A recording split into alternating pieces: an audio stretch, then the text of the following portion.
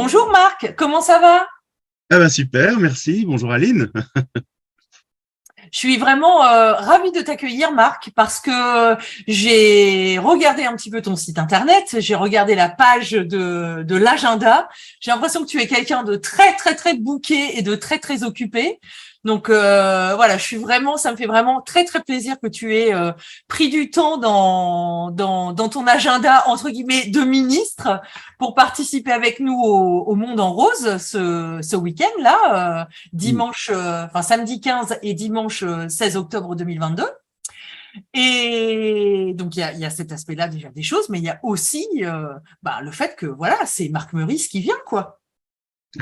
C'est gentil. Moi, je suis pas si booké que ça. À moins que tu parles de mon book, je sais pas. Quand tu dis book. Je propose beaucoup de choses, mais de temps en temps, il y a des choses qui tombent. Et donc, oui, j'ai parfois des journées. Ça paraît très, très rempli. Et en fait, ça va. J'essaye de pas trop me. Allez, je suis booké, mais pas overbooké. Très bien. Mais en plus, voilà, on a la chance de vivre de notre passion, n'est-ce pas, Marc? Oui, c'est Donc, c'est clair, pas du c'est clair. travail, tout ça. Mais non, c'est clair, c'est clair.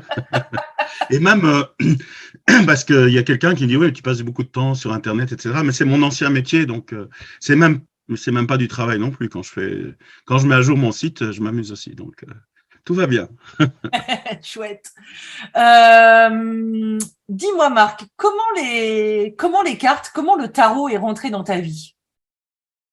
Alors c'est bizarre. Donc je suis ingénieur de formation, enfin plus que de formation parce que je me considère toujours comme ingénieur, mais plutôt je dirais le pan chercheur. Donc je suis Ouais. curieux. Et bon, j'ai toujours été attiré par l'inconscient parce que quand j'étais petit, j'avais plein de tableaux surréalistes. Je suis belge, hein, donc j'étais sensibilisé à ça, au message de l'inconscient. Et puis l'ésotérisme et la voyance, ça m'avait toujours attiré. Donc j'ai été voir des voyantes et ces voyantes, elles tiraient les cartes et me disaient des choses sur moi que je comprenais pas comment elles pouvaient savoir ça. Et donc j'ai décidé, hein, j'ai posé le postulat, tiens, avec les cartes, on peut avoir de l'information sur l'inconscient ou de l'information cachée, et j'ai envie de savoir comment ça fonctionne. Et donc, j'ai commencé à tirer les cartes. Alors, comme je suis ingénieur, je travaille avec une équation à une inconnue. Normalement, quand tu vas voir une voyante, tu as une question, tu as le sens des cartes, et l'inconnu, c'est la réponse. Comme je ne connaissais pas le sens des cartes, j'ai posé des questions auxquelles j'avais la réponse, et du coup, j'ai compris le sens des cartes. Et c'est comme ça que je me suis fait une petite grille de lecture sur les cartes. C'est comme ça que j'ai appris le tarot. Après, j'ai commencé parce qu'au début, j'avais rien lu. Attends, parce que là, il faut quand même s'arrêter 30 secondes sur la méthode. Ah bah oui. C'est juste incroyable. Et c'est comme ça que j'apprends aux gens à tirer les cartes. On, au Mais début, tu veux bien donner un exemple? eh bien, voilà, ben, je vais tirer, voilà, je vais tirer deux cartes et je vais donner un proverbe, par exemple, l'habit fait pas le moine. On y va. Et puis je prends deux cartes. Qu'est-ce que j'ai? J'ai la 13. Ben, déjà, elle est toute nue. Donc, l'habit fait pas le moine. Ce qui est important, c'est de se montrer tel qu'on est. Voilà. Donc, du coup, la 13, je vois la nudité. Et puis après, 21, le monde, c'est aussi une femme toute nue. Donc, enfin, toute nue, relativement dévêtue, excusez-moi. Tu peux censurer. Hein. Non, Donc, non, non, non. ces deux cartes, la 13 et la 21, me parlent de se montrer tel qu'on est. Tu vois, c'est simple. Et puis, tu fais ça, mais des milliers de fois, et tu as plein de mots qui viennent sur les cartes. C'est comme ça que j'ai commencé. Et du coup, j'avais une grille de lecture, un ensemble de mots sur mes cartes. Puis, j'ai lu un bouquin, parce que j'avais quasi rien lu avant, ou des petites choses, tu sais, un peu, enfin, des hyper bouquins, hyper simples, avec 3, 4 définitions, mais je savais que c'était pas très, que je pouvais remettre en question. C'était pas des bouquins sérieux. Donc, j'ai commencé un bouquin sérieux. Et là, j'étais pas bien parce que ça collait pas tout à fait avec ce que j'avais trouvé. Et donc, qu'est-ce que j'ai fait? Je me suis dit, ben, je vais lire 5 bouquins à la fois. Et en lisant les 5 bouquins à la fois, je me suis rendu compte qu'il y avait des différences entre les auteurs, mais pas plus qu'entre chaque auteur et moi. Et donc, j'en suis arrivé au fait que finalement, ce qui était important, c'est d'avoir sa propre grille de lecture sur le tarot. Et progressivement, alors, j'ai continué à lire des bouquins, mais comme si je parlais à un collègue, quoi. Et toi, qu'est-ce que t'en penses? Ah non, moi, c'est pas mon avis, tu vois. J'ai continué à me former comme ça. C'est pour ça que je considère toujours que je suis autodidacte, même si j'ai lu plein de choses sur le tarot. D'accord. Et jamais en t'enfermant quelque part dans une sorte de dogme. Ben C'est, non, non, non, il y a aucun, pour moi, il y a aucun dogme. Parce que j'avais une amie, là c'est aussi un exemple, qui, par exemple, disait, est-ce que j'ai envie d'aller manger des hamburgers? Ah, c'est dégueulasse les hamburgers. Mais en fait, moi, j'aime bien. Donc j'ai tiré la carte des diables. J'ai dit, bah oui, c'est quand même amusant. D'ailleurs, il est debout sur un hamburger, tu vois. J'allais dire, c'est ça Et que tu nous as montré. donc tu vois ce que tu vois dans le tarot. Parfois, c'est un petit détail, hein. Quand on me pose une question, je vais aller complètement autre part parce que je sais pas, je vois, si je suis dans la carte du monde et que je vois l'aigle, je vais peut-être partir sur un élevage d'oiseaux et puis ça n'a plus rien à voir parce que j'ai focalisé là-dessus. Donc le tarot, c'est une sorte de générateur d'informations et je dirais même un générateur de synchronicité parce que en fait, c'est quoi une synchronicité? C'est du hasard qui a du sens, en gros, Mhm. hein, pour faire court. Eh ben, le tarot, c'est des cartes qu'on tire au hasard, hein, parce qu'on les tire au hasard, et ça a du sens. Donc, le tarot est un générateur de synchronicité. Et c'est comme ça que je l'utilise.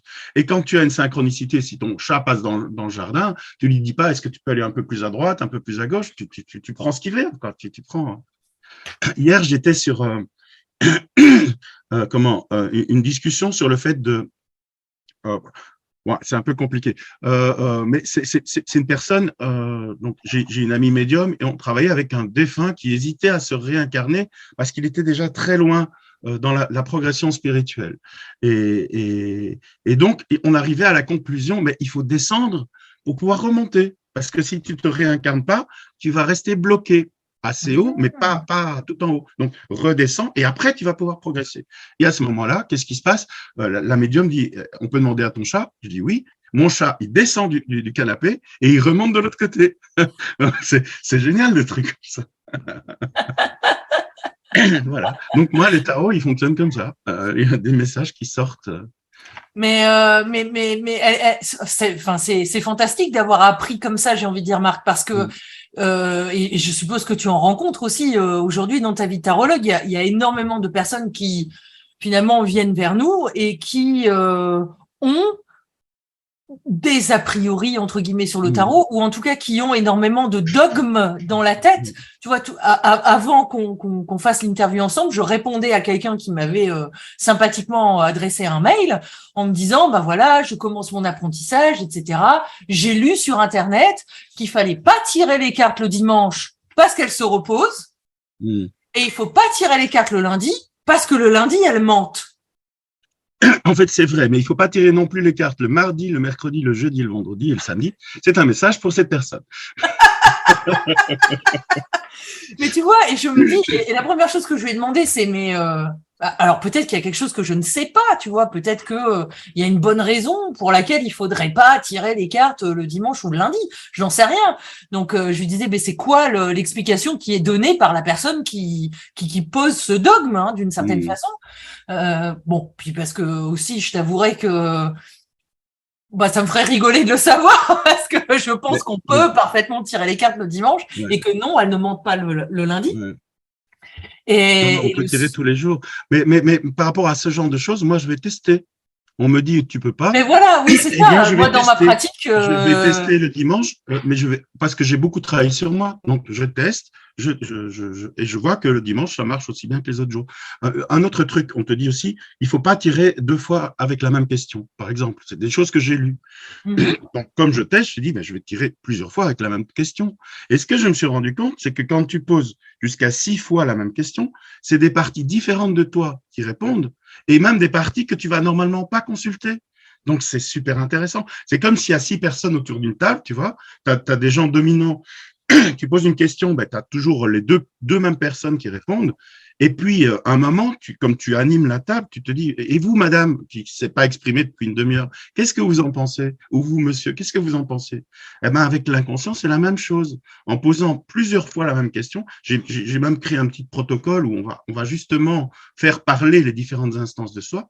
Et c'est très intéressant parce qu'il y a des parties de soi qui s'expriment jamais. Et ces parties-là, en fait, quand je dis elles s'expriment jamais, elles vont s'exprimer quand la casserole, la pression, ça commence, elles en ont marre de pas être entendues, et elles vont s'exprimer à tort et à travers. Donc, je vais ouais. aller chez le fleuriste, j'ai demandé 4 roses, il m'en donne 5, et je commence à m'énerver. Puis après, en sortant, je dis, pourquoi je me suis énervé comme ça? C'est pas normal. Ben, ça, c'est parce qu'il y a une partie, ça a touché une partie de moi qui s'exprime pas.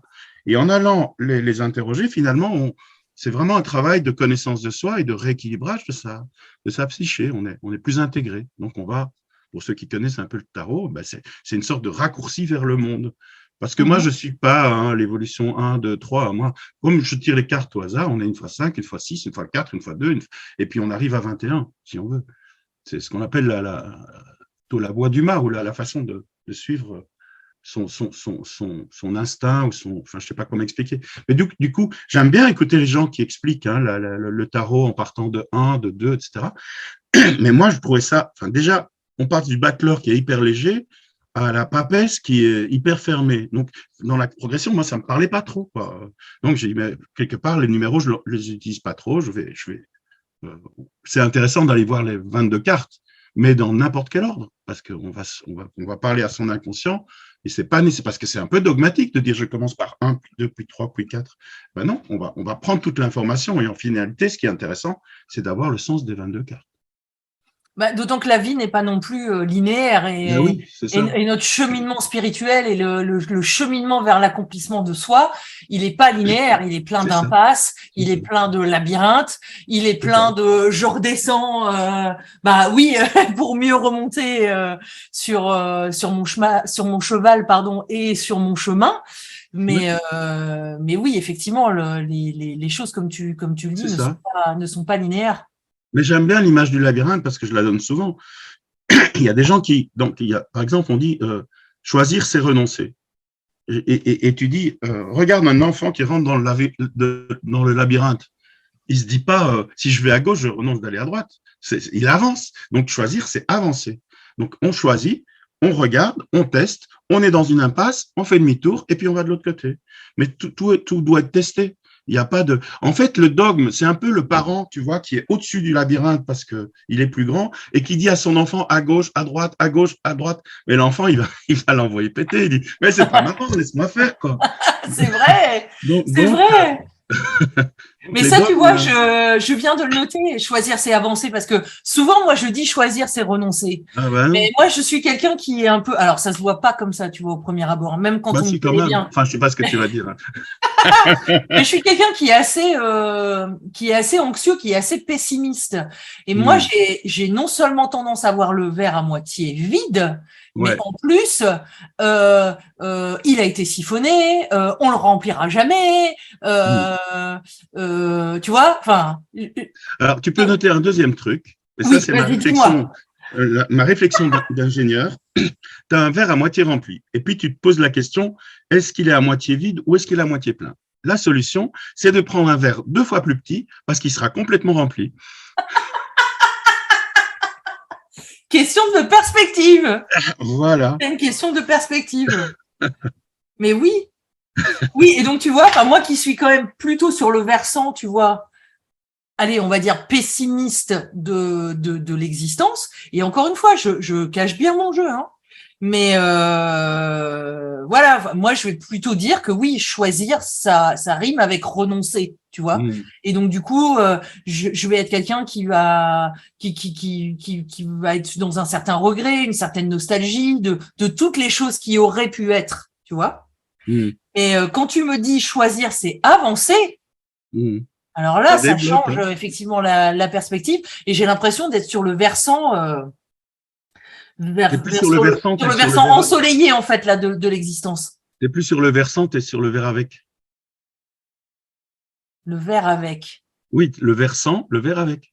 Ah oui, le verre avec, mais oui.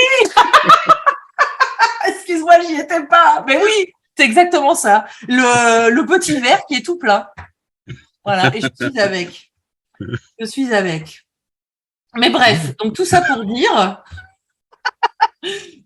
dire que dans Le Monde en Rose, dimanche 16 octobre, de 19h45 à 21h15, tu vas nous parler quand même d'un sujet absolument passionnant, Marc. De quoi tu vas nous parler? J'avais envie de dire de moi, mais c'était un peu présomptueux. Bah, j'imagine qu'il y a beaucoup de choses qui sont tirées de ta propre expérience. Tout. Parce que comme je suis autodidacte, j'ai pratiqué sur moi, et ce que je donne ou ce que transmets, c'est pas une méthode, c'est ma façon de travailler et c'est jamais enfermant. C'est-à-dire, de toute façon, les gens prennent ce qu'ils veulent. Ça leur convient, ils prennent. Ça leur convient pas, ils prennent pas. Moi, c'est juste des choses que j'ai expérimentées qui sont efficaces. Alors, donc, je vais vous parler de l'analyse, ou plutôt l'interprétation, parce qu'il s'agit plus d'une interprétation que d'une analyse, l'interprétation des rêves avec le tarot de Marseille. Donc, des gens qui utilisent le tarot de Marseille peuvent utiliser cet outil. Sinon, ben, on peut assister à la conférence simplement pour découvrir une approche. Parce qu'en fait, bon, alors, en quelques mots, hein, c'est pas une approche spécialement nouvelle. D'abord, je pars du principe que les rêves, c'est l'inconscient qui s'exprime. Donc, c'est notre psyché qui a envie de dire quelque chose. Et ça peut être, je parlais tout à l'heure des personnes cachées qui s'exprimaient pas, mais ça peut être une de ces 6 personnes-là, même la 6e qu'on n'entend jamais, qui dans le rêve va s'exprimer. Donc, pour moi, c'est intéressant d'aller écouter parce que c'est des parties de nous qui veulent qu'on entende le message. Celles qui parlent tout le temps en nous, ben, en général, elles vont pas nous envoyer un rêve parce qu'on les écoute tellement qu'elles ont plus besoin. Mais des parties qui sont pas écoutées, ben, celles-là, c'est intéressant d'aller les écouter. Alors, Freud, déjà, en fait, c'est pour ça que je dis c'est assez classique dans l'approche, même si, bon, voilà, je mets le tarot. Freud, qu'est-ce qu'il faisait quand bon, lui, il voulait avoir des informations de l'inconscient pour aider les gens à se soigner. Maintenant, on peut dire, moi, je voudrais que les gens aillent chercher des informations dans l'inconscient pour les aider à progresser, à aller mieux, à être heureux. Enfin, donc, je suis pas spécialement dans le soin, je suis plutôt dans le développement personnel. Mais c'est la même idée.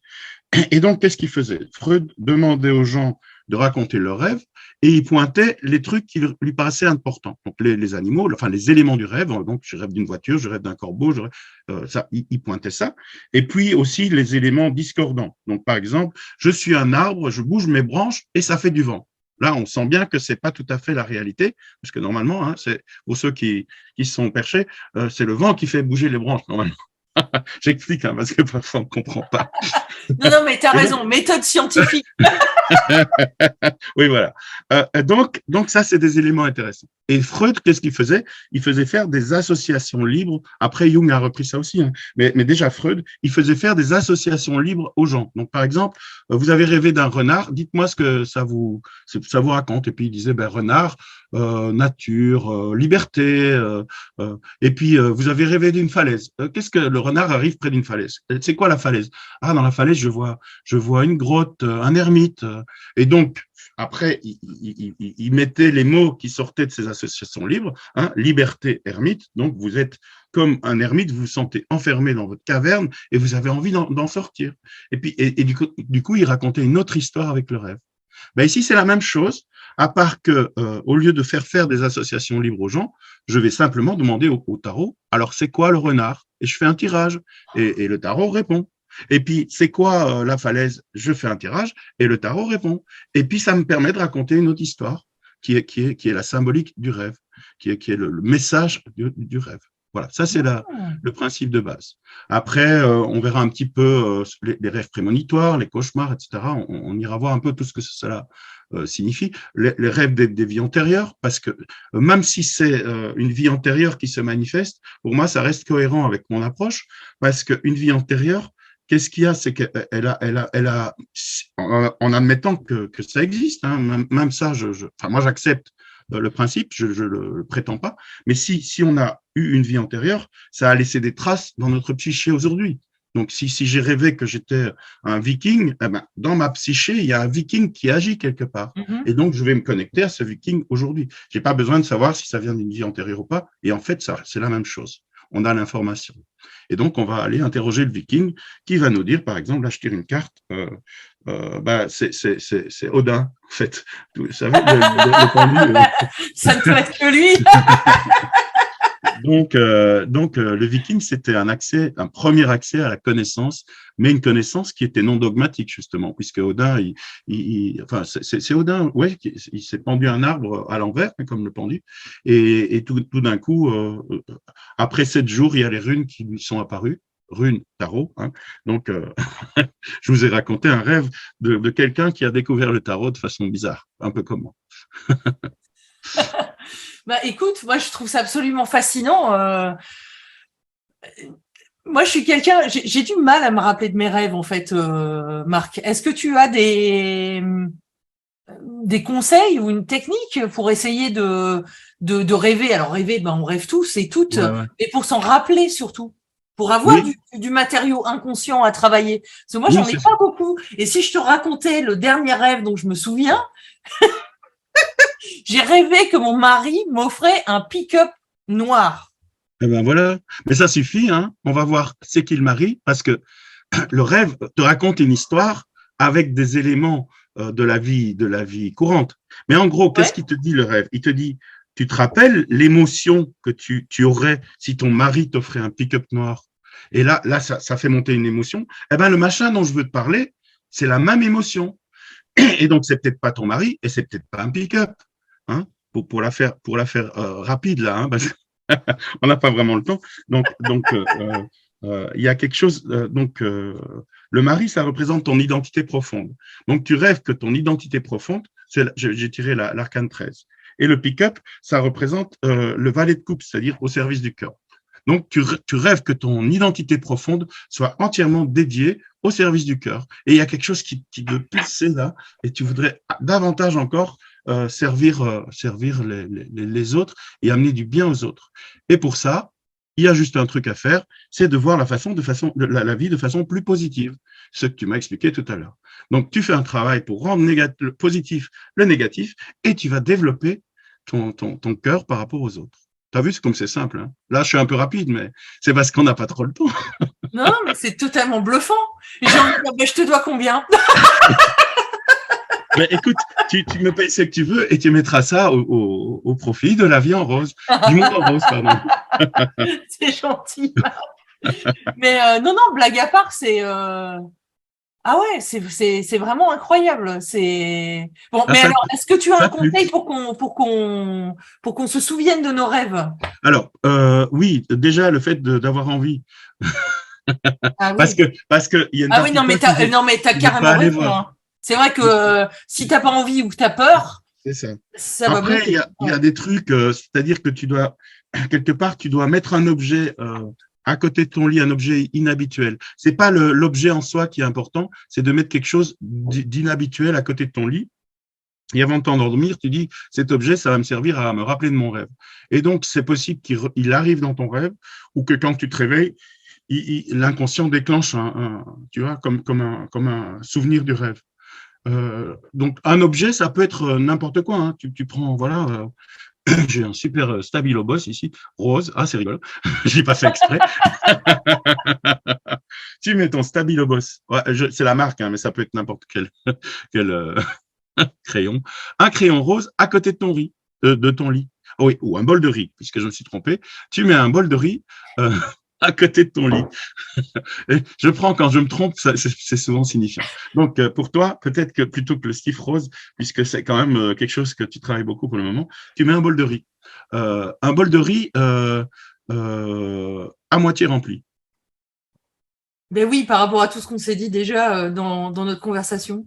Voilà, parce que du coup, ton bol, dans ton rêve, tu vas dire est-ce qu'il est à moitié plein ou à moitié vide, et ça va t'aider à, à te souvenir de ton rêve. Je ne sais pas pourquoi, mais quand on Bon, met de toute écoute, façon. écoute, je prends l'engagement d'essayer. Et puis, peut-être qu'à l'occasion, on réenregistrera une vidéo pour donner un update à la communauté Là, sur cette j'ai encore une histoire de information. beuverie. Donc, tu mets ton bol de riz à moitié rempli, et à côté, tu mets un bol 2 fois plus petit. Comme ça fait ça fait l'ensemble de ce qu'on a raconté. D'accord, je note. Hein. Parce que quand on déconne, souvent en début de session, je déconne avec les gens en début de séance. Et puis ce que j'ai dit au début, mais qui avait rien à voir, hein, j'ai parlé des tortues par exemple, eh bien ça revient dans la séance sous forme d'information.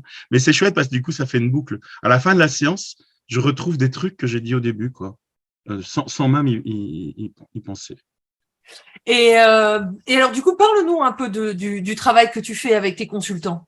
Aujourd'hui, Marc Maurice tarologue, c'est quoi? C'est des consultations, c'est des cours de tarot, c'est des conférences, dis-nous Voilà. un peu ce que tu Ouais, fais. c'est un peu tout ça. Après, je suis toujours en recherche, hein, donc tout ce que je fais, chaque fois que j'ai une consultation où j'ai des nouvelles informations ou des nouvelles façons de procéder, ça nourrit ma recherche. Je suis en train d'écrire des bouquins sur ma pratique. J'écris un oracle. Enfin, on est en train de donc ça donne de la matière à tout ça. Donc je fais des consultations, mais c'est pas, je dirais, c'est pas le cœur de mon activité. Je fais des formations, je fais des ateliers de développement personnel, et là aussi ça s'élargit puisque j'ai un ami qui fait du pendule et depuis là on lance, on a fait un test à deux. Hein. Donc toujours quand je fais un nouvel atelier, je teste avec des amis. C'était super concluant. Donc maintenant on fait l'atelier pendule et tarot à deux. Et en gros, lui apprend aux gens à manipuler le pendule. Une fois qu'on a manipulé le pendule, on va mesurer la circulation de l'énergie dans nos chakras. Donc, chacun fait ça, hein. On apprend à faire ça. Et puis, on identifie les chakras où ça circule pas bien. Et moi, je considère que les chakras sont liés à une instance de la psyché, comme tout à l'heure, les 6 personnes autour de la table. Et donc, je vais aller parler à cette instance. Je vais dire au chakra qui fonctionne pas bien, ou l'instance qui le contrôle, bon, ben, explique-nous pourquoi. Je vais faire une séance avec le chakra. Explique-nous pourquoi tu bloques. Et puis, il va m'expliquer pourquoi il bloque. Et puis, on va discuter. Je lui dis, mais peut-être que tu pourrais faire ça autrement. Et donc, c'est une mini-séance de 5 minutes. Et après, on remesure, les gens remesurent leur chakra et on voit que ça s'est remis à une valeur plus ou moins normale. Donc, ça, c'est l'atelier. Mais c'est des choses comme ça qui viennent. Je ne sais pas pourquoi on est parti sur les chakras, parce que l'idée du but, au début, c'était on va voir si on peut faire quelque chose avec le tarot et le pendule, et c'est parti comme ça. Et donc, je fais d'autres ateliers, des ateliers de développement personnel. Il y en a un où je pars des accords Toltec, parce que j'aimais bien, et j'ai acheté un oracle, et les gens tirent une carte, et ils s'expriment sur la carte, les autres donnent des feedbacks. Et puis après, il y a des choses qui émergent, quoi. En fait, tous les ateliers, c'est comme des séances quelque part, mais sans spécialement une ligne de conduite, mais que j'analyse les rêves, que je fasse une consultation, qu'on fasse un atelier de développement personnel, finalement, il y a du sens qui arrive sur des questions qu'on se pose. Et que ce soit individuel ou en groupe, même les consultations, je peux les faire en groupe. Ça m'arrive de consulter avec 5-6 personnes, même qui se connaissent pas, mais il y a une personne qui pose une question, automatiquement ça répond sur une autre qui va poser une question, et donc je fais des consultations de groupe aussi. Mais je peux pas, c'est quasi illimité, je dirais. Chaque fois que je rencontre quelqu'un qui fait quelque chose que j'aime bien et qui est complémentaire, là j'ai rencontré une médium et du coup je commence à faire des consultations avec les défunts. Mais moi j'entends rien, mais elle entend, et puis on discute avec eux. C'est super intéressant parce que les défunts, ils sont plus sages parce qu'ils ont déjà plus peur de mourir. Hein. C'est l'ingénieur qui parle. Hein. C'est pas compliqué à comprendre. Non? Et normalement, c'est rare, ça peut arriver que ce soit le cas, mais normalement, ils n'ont plus d'attache matérielle. Donc, comme ils n'ont plus peur de mourir et qu'ils n'ont plus d'attache matérielle, eh ben, ils ont déjà une ouverture plus grande par rapport à ce que tu racontes. Mais ça ne veut pas dire qu'ils sont parfaits, parce qu'ils peuvent avoir encore une envie de se venger, ou de la colère, ou des choses comme ça. Et donc, on peut travailler avec eux, et on essaye, en discutant, peut-être qu'il y a moyen de voir ça autrement qu'avec de la colère. Et du coup, c'est pas que je suis pas passeur d'âme, je suis éclaireur de pensées négatives. Tiens, ça va peut-être te parler ça. Et donc, je fais voir les choses de façon différente, et puis les gens se disent, bah oui, finalement, oh, ben, puisque c'est comme ça, allez, je m'en vais. Mais c'est eux qui décident. Moi, je ne dis pas, il y a la porte qui est là, regardez la lumière. Parce qu'il y a plein de passages d'âme qui disent, je montre la lumière aux défunts. Mais c'est pas montrer la lumière aux défunts, c'est mettre en lumière des choses qui sont dans l'ombre chez eux. C'est ça. Mais c'est pas. Après, ils font ce qu'ils veulent. Et parfois, ils peuvent rester parce que moi, je les encourage à rester parce après la séance, ils sont super chouettes. Donc, après, je ne sais pas si réellement c'est les défunts, si c'est des énergies, etc. Mais ça, de nouveau, ça n'a pas beaucoup d'importance parce que ça résonne dans la psyché de la personne qui vient avec son défunt en général. Donc, on fait un travail. Oui. Si on fait un travail à l'extérieur, on fait un travail à l'intérieur. D'ailleurs, tu connais sûrement la table d'émeraude, le texte de base de l'alchimie, enfin un des textes. La première phrase, c'est ce qui est en haut est comme ce qui est en bas. Et moi, j'ai réinterprété ça par ce qui est à l'extérieur est comme ce qui est à l'intérieur. Donc tu n'as pas besoin de te demander si c'est une entité, si un guide ou une entité te parle, ça résonne à quelque chose que tu as à l'intérieur. Donc, tu peux parler aussi directement à l'intérieur. C'est la même chose. Je ne sais pas si j'ai répondu à ta question, mais… Écoute, j'ai oublié ce qu'était la question.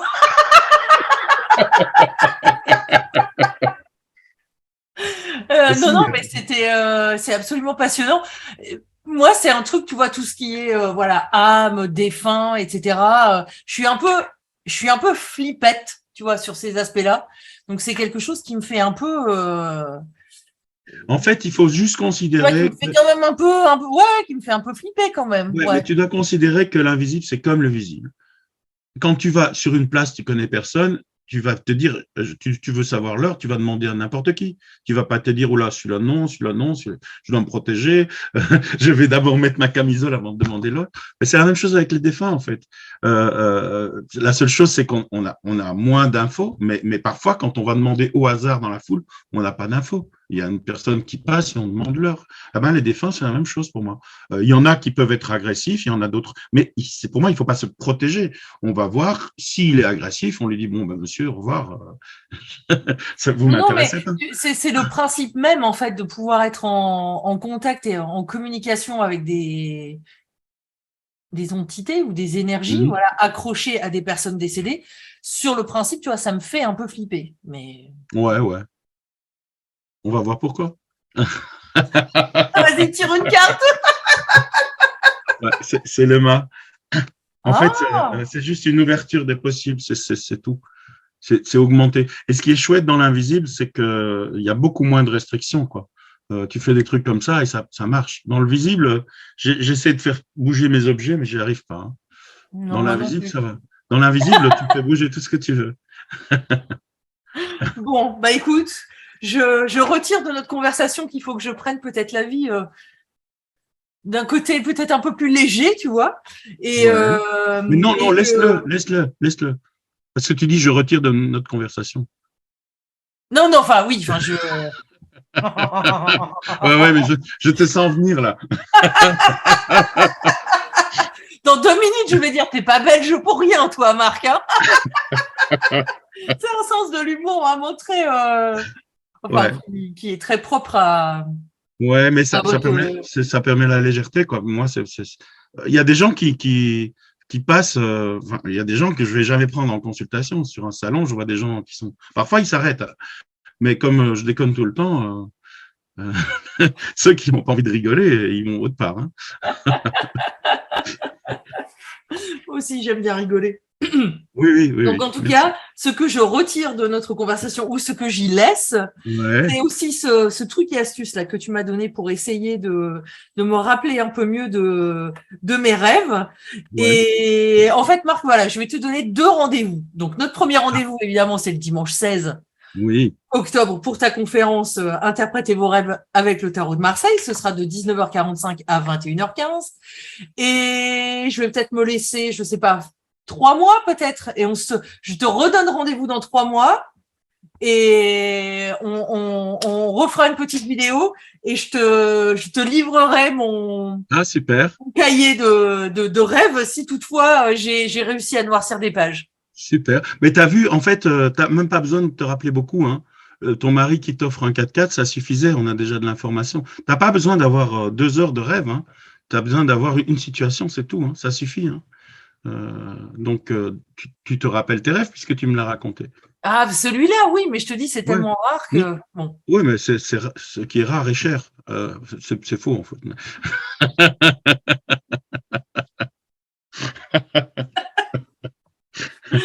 Non, mais tu ne dois pas t'en rappeler des tonnes. Hein. C'est un moment, si tu as une grosse émotion la journée, souvent tu vas te réveiller au milieu du rêve parce que l'émotion est trop forte. Et à ce moment-là, après, il faut se lever, le noter.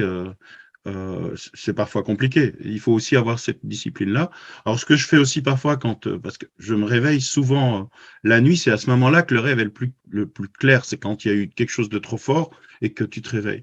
Eh bien, soit je me lève et j'écris, soit je le mentalise et je le réécris. Donc, si j'ai, par exemple, moi j'habite près de Figeac, si j'ai rêvé d'une gare, je vais dire la gare de Figeac, même si c'était pas la gare de Figeac dans mon rêve. Mais quand je me réveille, du coup, j'ai des accroches et c'est plus facile de se le rappeler comme ça. Ok. Bon, Voilà. Mais si avec tu es d'accord, plaisir. on en reparle dans 3 mois. Oui, oui, on en reparle dans 3 semaines. Hein. Dans Ça 3 va aller semaines. vite. À bientôt, Marc. À bientôt, merci à toi et à dimanche alors. Au À revoir. dimanche. Salut.